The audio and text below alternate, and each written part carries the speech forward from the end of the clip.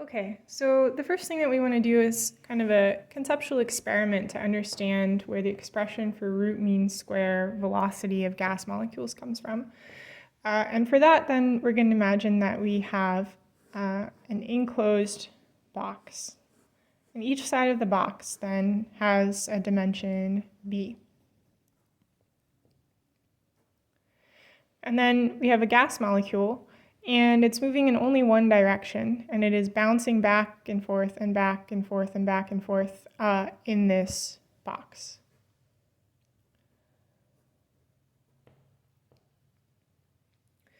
So the time that it takes to traverse the box, delta t, will be the length of the box, which is b divided by the speed that it's moving at. And we're going to use c, as we did in the slides, c sub x, because it's bouncing back and forth in only one direction. Now, the pressure that this gas molecule exerts on the surface of the two sides of the box will be a pressure that is force over area, right? And the area of each of these sides of the box is b squared, so that the area of both of them is 2b squared. Now the force will be the change in momentum over time, which is delta mv over delta t. M is the mass of the molecule, v is its velocity. The mass of the molecule is not changing, but the velocity is changing direction from plus c sub x to minus c sub x divided by delta t. And we have an expression for delta t up here. So then the force should be 2 c sub x divided by time, which is b over c sub x.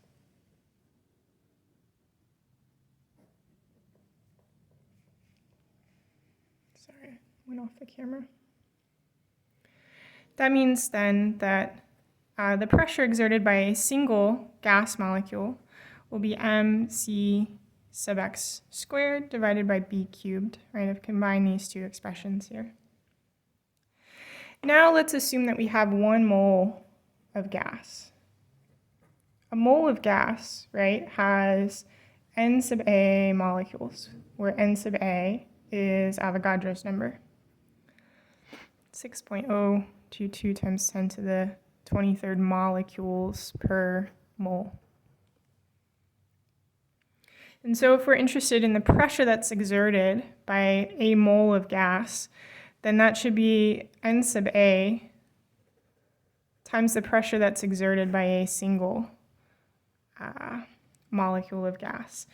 And now the different molecules will also be moving at different velocities, and so we'll use their average velocity. And if we assume then that this mole of gas with n sub a molecules is isotropic, what isotropic means is that things are behaving in the same way in all dimensions, x and y and z. Then the overall velocity of the molecules is their x component plus their y component squared plus their z component squared. This is the overall magnitude of speed. And if it's isotropic, then the x component and the y component and the z component are all the same. There's no sort of preferential direction. And so the overall speed is 3 times that in the x component. And now if I take the average on both sides, then I get that the average speed in the x direction squared is the overall speed squared, its average, divided by 3.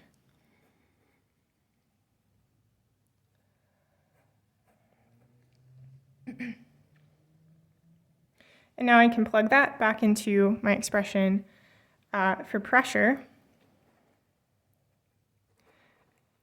And I can also use the ideal gas law, which I want to recall for us. So the ideal gas law says that the pressure times the volume is the number of moles times the gas constant times temperature. And if you haven't encountered this yet, then we should talk in office hours, please. So we've assumed that we had 1 mole of gas. So our version of the ideal gas law will just be PV equals RT. we have the pressure, and then the volume of the cube that we started with is b cubed. So then we have our pressure multiplied by the volume of our cube equals RT. And so then C squared bar will equal 3 times R times T divided by Avogadro's number times the molecular mass.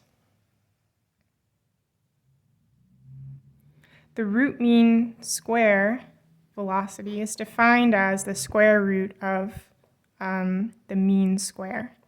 Right? This is how we define root mean square. Square root of the mean square value. And so what that means is then that the root mean square velocity is this quantity here, 3 times R times T over Avogadro's number times the molecular mass to the 1/2. And so that's the first thing that we want to show for today.